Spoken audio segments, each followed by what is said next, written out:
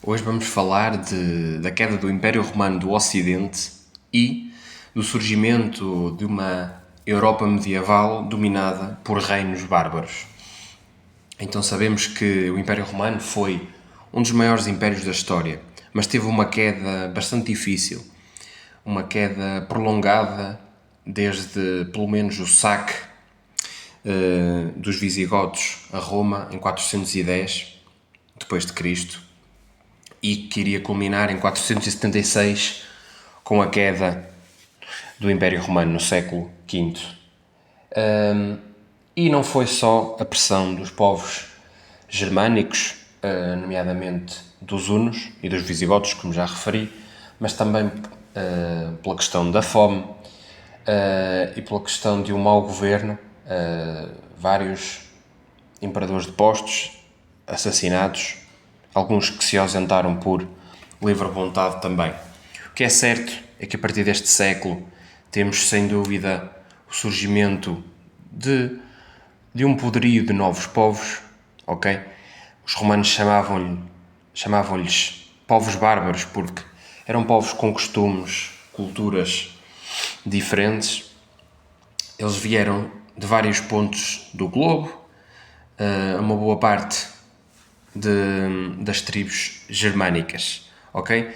Alguns exemplos mais comuns que temos destes povos são os suevos e os visigodos, que migraram para a Península Ibérica, e os francos, que migraram para a atual França, ostrogodos para a Península Itálica, Itália, os anglo-saxões para a Grã-Bretanha, Inglaterra, e os vândalos para norte de África e as ilhas do Mediterrâneo, nomeadamente Grécia, e também, não esquecendo, os vikings, que se concentravam ali em países como a Dinamarca, Noruega e Suécia, a chamada Escandinávia.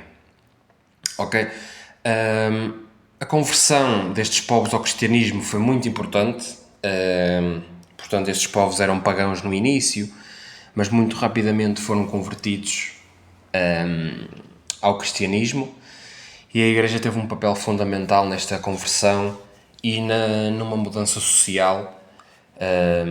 Portanto, foi aqui que realmente se começaram a criar as ordens sociais, portanto, nobreza e clero, e o povo no fundo da pirâmide, ok? O rei a ocupar o topo. Foi aqui que começou este sistema feudal, se quisermos. Por falar em feudalismo, poderei abordá-lo noutro vídeo. E para além disso, surgem também as ordens religiosas, nomeadamente a Ordem Beneditina de São Bento, ok? E realmente é um facto curioso que, aliás, não é curioso, não é por acaso que a Igreja começa a ter um grande poder a partir daqui, sobretudo através dos mosteiros, ok?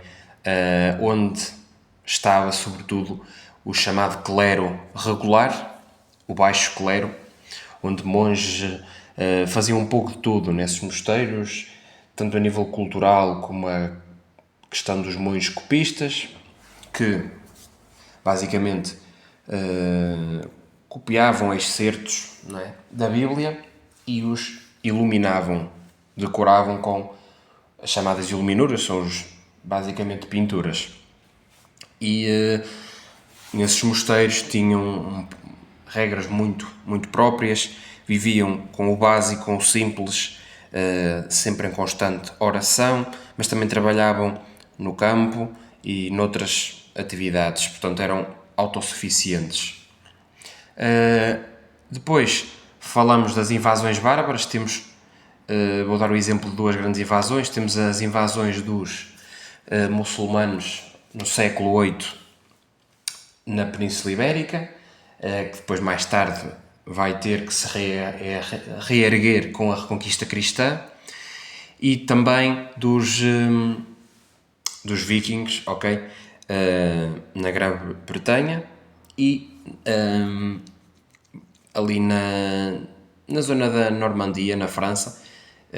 Também chegaram a atacar a cidade de Paris, mas sim, os vikings em questões de invasão foram um povo que foram os grandes marinheiros antes das conquistas coloniais.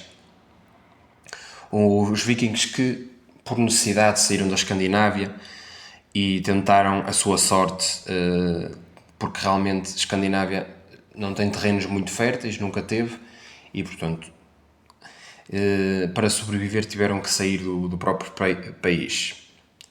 Pronto, por hoje é tudo.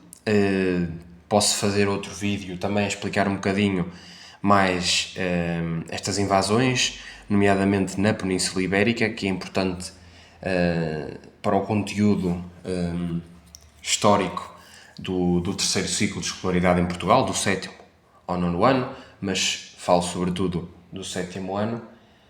Mas pronto, esses conteúdos ficam para outro vídeo, hoje não temos tempo para mais. Muito obrigado, até à próxima.